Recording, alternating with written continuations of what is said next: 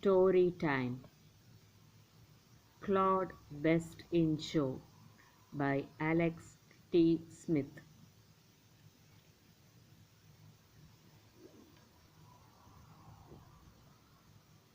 Claude is a dog. Claude is a small dog. Claude is a small plump dog. Claude is a small plump dog who likes wearing a beret and a lovely red jumper.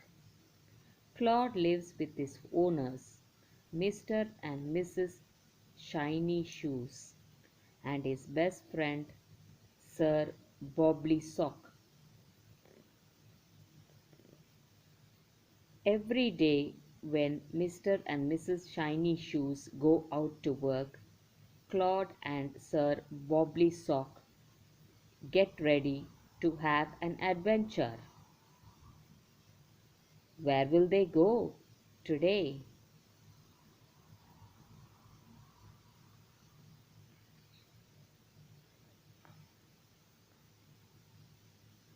It was a sunny morning, and Claude and Sir Bobbly Sock were busy promenading down Waggy Avenue.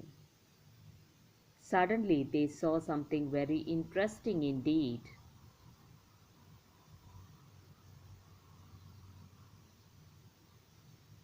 The Great Avenue Dog Show today in the park.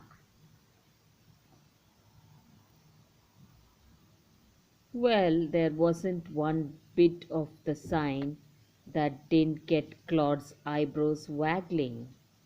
Sir Bobbly Sock was excited too. A nice, bright, shiny medal would look lovely on his knick-knack shelf next to his ornament collection.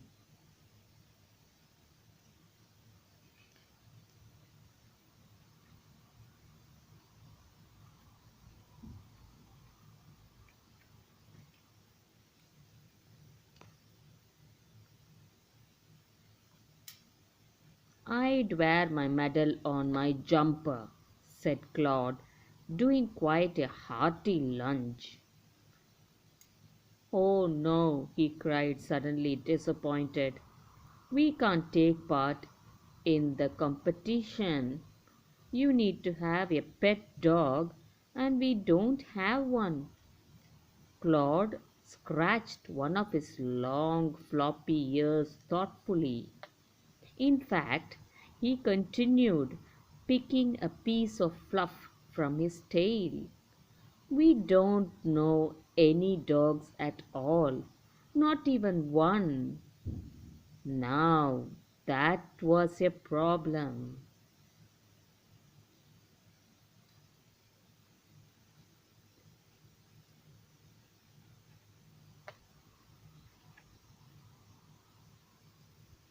Sir Bobbly Sock was just going to say something quite important when Claude had an idea.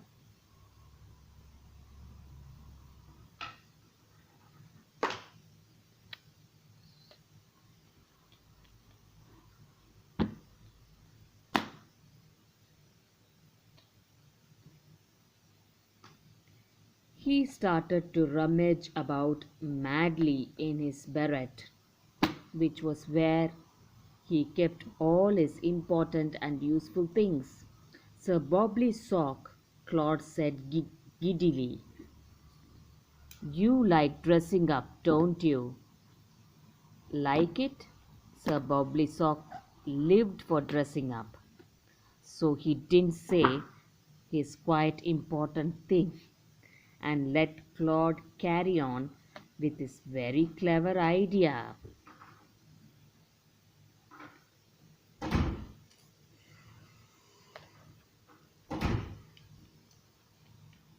"Perfect," said Claude, "but I think you need a nice, dodgy sort of a name. How about Sir Dogly Sock?" "Oh no," said Sir Bobbly Sock, admiring himself from all angles. "I am definitely a Butch. Claude couldn't disagree with that, so he and his new pet dog, Butch, skedaddled off to the park, where the dog show was about to begin. In the middle of all the owners and their dogs was a bossy looking man with a megaphone. "My name is Mr. Jack Russell," the man boomed. "I am the judge of today's dog show." He explained that there would be several mini competitions and each winner would get a shiny medal. Claude and Butch both nearly wagged their tails off with excitement.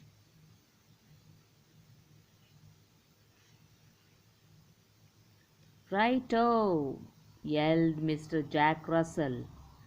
"Let the dog show begin." The first contest was the best at looking like a dog competition. Mr. Jack Russell looked at the dogs very closely in turn. Claude held his breath as the judge eyeballed Butch all over. "Hmm," the judge sniffed into the megaphone. "This dog's fur is a bit wobbly." And he awarded the medal to a dog called Lady Dainty Toes. "Never mind, Sir Bobblysock," whispered Claude. "There are lot of competitions left." Next up was the very fast scamper race. All the dogs lined up on the starting line, and Butch focused on the ribbon stretch across the finish line. "Ready?" cried Mr. Jack Russell. Butch got ready. "Steady!" cried Mr. Jack Russell. Butch got steady. "Go!" cried Mr. Jack Russell. But just as Butch was about to get going, someone in the park opened a flask of tea and a packet of cucumber sandwich, and Butch turned and ran towards the picnic. A coolie called Wobbles won the race. "Never mind," said Claude. "There's still time to win something." But the next three competitions were disasters. In the nice lie down competition, Butch lay down but couldn't get back up because of his knees.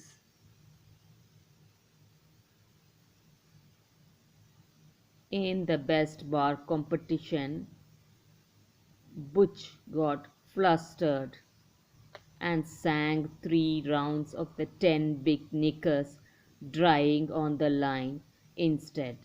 And Butch sat out of the duck pond dash as he didn't want to get his hair wet.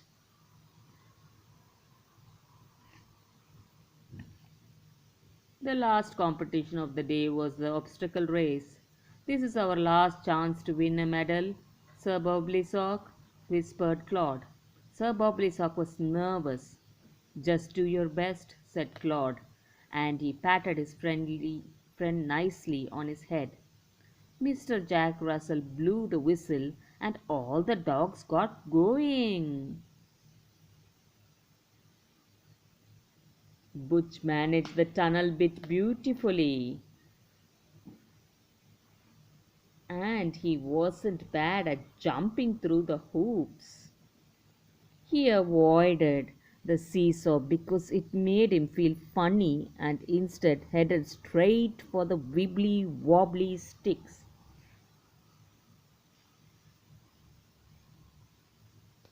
Butch was weaving through the sticks in the first place when right at the last moment his glasses chain got caught around the pole.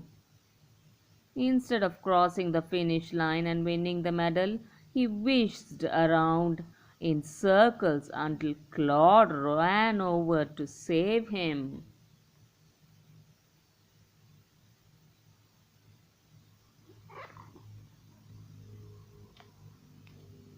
A bulldog called Queenie won. Sir Bobley Sock sighed. He was feeling a bit droopy. There would be no medal for his knick-knack shelf or for Claude's jumper. Don't worry, said Claude kindly. I think you did brilliantly. We can do lots of practicing. Ready for the next dog show. Now let's go home and have some cake. You deserve it. They were just by the park gates when they heard a woman cry, "Help! Help! My cutpurse stuck up a tree!" Claude and Sir Bobley Sock dashed back to see what was happening. It turned out that all the other dogs had been having a jolly play after the competition had finished. Lady Dainty Toes had jumped on the seesaw, sending a tiny chihuahua flying into the branches of a very tall tree. "However will we get Cuthbert down?" boomed Mr. Jack Russell. "I will save him," Claude cried, and leapt on to one end of the seesaw. Then he told all the dogs to jump on the other end. Claude boinged up into the air. Boing, boing. But it was no good. He couldn't get quite high enough to reach poor Cuthbert. Sir Bobley's, I meant Butch, cried Claude. "If you join in too, I'll be able to reach him."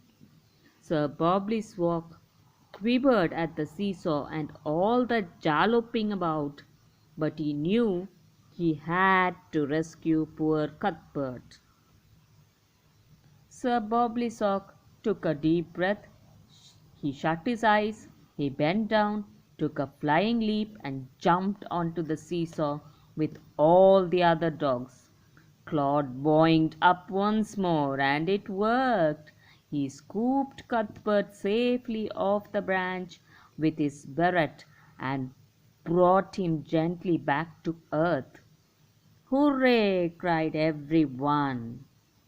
"That was wonderful!" Mr. Jack Russell yelled. "I declare you and Butch the best in show." Everyone cheered as Mr. Jack Russell draped one medal around Sir Bobley Sock and pinned the other to Claude's jumper.